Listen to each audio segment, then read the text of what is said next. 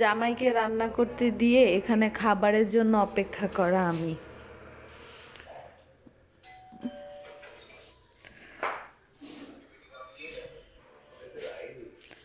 জামাই ওখানে রান্না করে আর আমি এখানে রং ঢং করতেছি।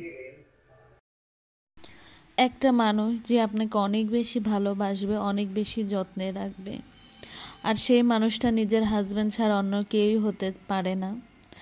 তো রান্না বান্না কমপ্লিট ছিল, কেন জানি হুট করে মনে হলো একটু ঝাল ঝাল মাংস ভাজা দিয়ে ভাত খেতে পারলে ভালো লাগতো। তো হাজব্যান্ডকে বললাম যে আমার না মাংস ভাজা খেতে ইচ্ছে করছে। আমার জামাই অত রাতেই যে আমার জন্য মাংস ভেজে এনে ভাত খাওয়ালো।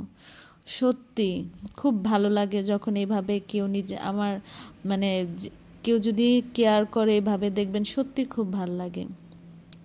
পরের দিন সকালবেলায় যে ঘুম থেকে উঠে যথারীতি অনেকগুলো কাপড় ধোয়া ছিল, সেই কাপড়গুলো ভাঁজ করছি। আসসালামু আলাইকুম এভরিওয়ান, কি অবস্থা সবার? আলহামদুলিল্লাহ, কাছে কিংবা দূরে যে যেখানে আছেন, দোয়া করি সবাই ভালো আছেন, ভালো থাকেন, এবং আমিও আল্লাহ তাআলার অশেষ রহমতে ভালো আছি।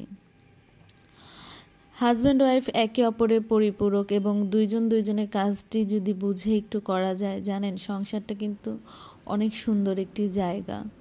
তবে এটা আমি সব মেয়েদের ক্ষেত্রে বলবো না, প্রতিটা মেয়ের হাজব্যান্ড অন্যরকম, শ্বশুরবাড়ির অন্যরকম। কিন্তু কি জানেন, নিজের হাজব্যান্ড যদি ভালো থাকে, মেয়েদের পৃথিবীতে অন্য কোনো কিছুর দরকার পড়ে না। কেউ কোনো ক্ষতি করতে পারে না যদি আপনার জামাই আপনার পাশে থাকে। দোয়া করি প্রতিটা মেয়ে যাতে তার হাজব্যান্ডকে নিয়ে সুখে সংসার করে। বিয়ে ৬-৭ বছরের মধ্যে হাজব্যান্ডকে নিয়ে কখনো জ্বালা সহ্য করতে হয়নি, আলহামদুলিল্লাহ। আল্লাহর রহমতে সুখ দুঃখে এই মানুষটা সবসময় পাশে রয়েছে, যে কিনা বন্ধুর মতো তার কাছে সব কিছু শেয়ার করা যায়। কখনো কোনো সংকোচ মনে হয় না যে মানুষটাকে এই কথাটা বলবো, পরবর্তীতে তো সে আমাকে এটা নিয়ে খোঁটা দেবে, হোক বা বাবার বাড়ি, হোক বা শ্বশুর বাড়ি, হোক বা নিজের পার্সোনাল কোনো কথা। এই মানুষটাকে নিয়ে যত বলবো ততই কম হবে। আপনাদের সাথে কথা বলতে বলতে সকালে সব কাজকর্ম কমপ্লিট করে রান্নায় চলে আসলাম। সব কিছু আসলে গুছিয়ে যদি রান্নাঘরে আসেন, দেখবেন কি জানেন, রান্না করতে মন বসে। আর নয়তো বারবার রান্না করে বারবার ঘর গুছানো, এটা একটা ঝামেলা মনে হয়। ওইখানে মাছের তরকারিটা কষিয়ে নিচ্ছি এবং মাছ ভেজে নিয়েছি।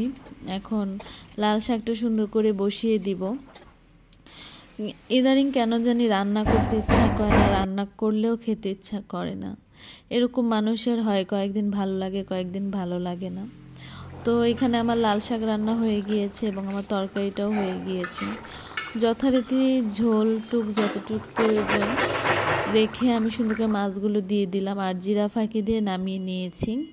এখানে এতগুলো থালা বাসন ধুয়ে পানি ঝরতে দিয়েছি।